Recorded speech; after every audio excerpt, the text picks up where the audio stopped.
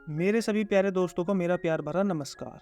मैं आपका दोस्त आज आपके लिए लेकर आया हूँ शिवलिंग से जुड़ी सही जानकारी।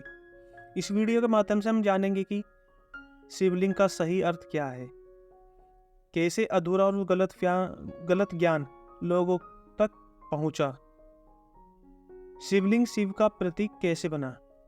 हमारे भगवान शिव को हिंदू धर्म में सर्वोच्च और जल्दी प्रसन्न होने वाला माना जाता है।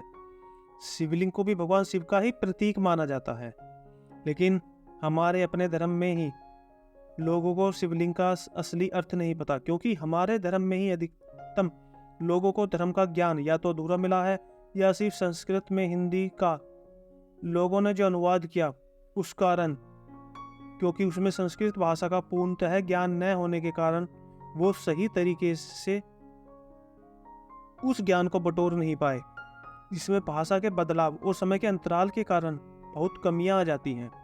ऐसी ही कमी हमारे समक्ष है।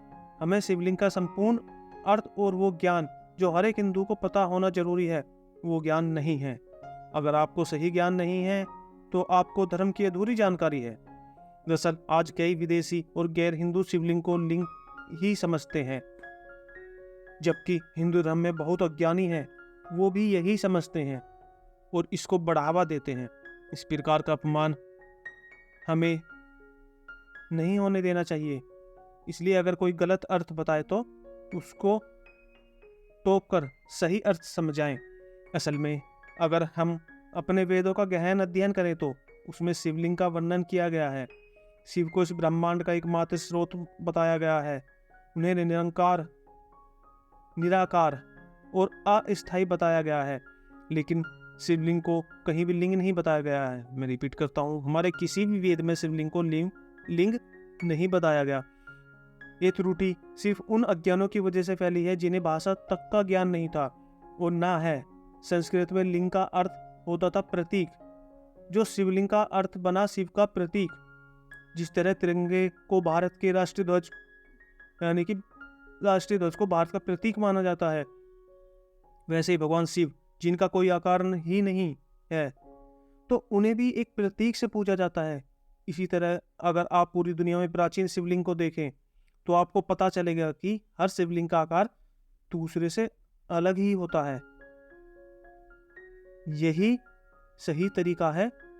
अगर आप जाके एक बार जो हमारे 12 ज्योतिर्लिंग हैं उनको देखें, समय के अंतराल के कारण शिवलिंग के रूप में भी बदलाव आया। शिवलिंग को शिव का प्रतीक मानकर एक आकार बनाया गया जिसमें भगवान शिव की पूजा की गई।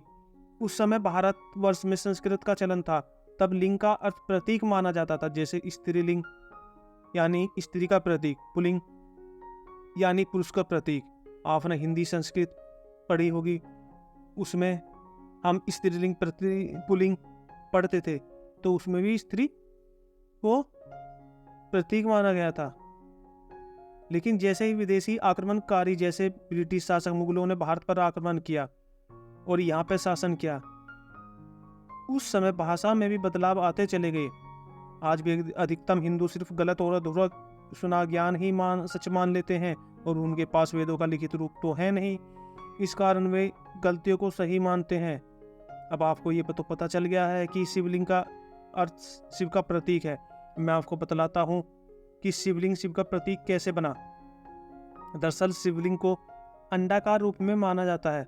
अगर आप वेदों और शास्त्रों में बताया अनंत के प्रतीक को देखें, अगर आप वेदों और शास्त्रों में बताया अनंत के प्रतीक को देखें तो वो भी यही था, यानी अंडाकार। प्राचीन समय में ही अनंत का प्रतीक यही रहा है, लेकिन पश्चिमी सभ्यता से ही इसे अंडाकार कहा जाने लगा, जिसमें हम आज इन्फिनिटी कहते हैं। मैथ में हम इन्फिनिटी यूज करते हैं। उसी प्रकार इसमें हमें पता चला है शिव अनंत है और उनका प्रतीक है यह अंडाकार रूप। इसके बाद उसके ऊपर 3 रेखाएं अंकित की जाती हैं इसके शिवलिंग के ऊपर, जिनका अर्थ होता है त्रिनेत्री, त्रिलोकी, त्रिकालदर्शी, जो ये तीनों नाम हमारे महादेव को दिए गए हैं। इसी रूप में हर स्थायी वस्तु और ऊर्जा का केंद्र है। ऐसे ही निराकार स्थायी रूप के प्रतीक को हम भौतिक आकार में ढालकर ध्यान और समकक्ष महसूस करते हैं। अब आप शिवलिंग का अर्थ अधूरा और गलत सुने तो उसको सही अर्थ और जानकारी इस वीडियो के माध्यम से बतलाएं, ताकि वो शिवलिंग का सही अर्थ जान सके और आप उसे वीडियो दिखाकर चुप करा सकें। मेरी वीडियो यहीं समाप्त होती है।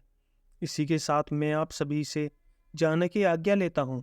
कृपया सब्सक्राइब और लाइक जरूर करें मेरे चैनल को।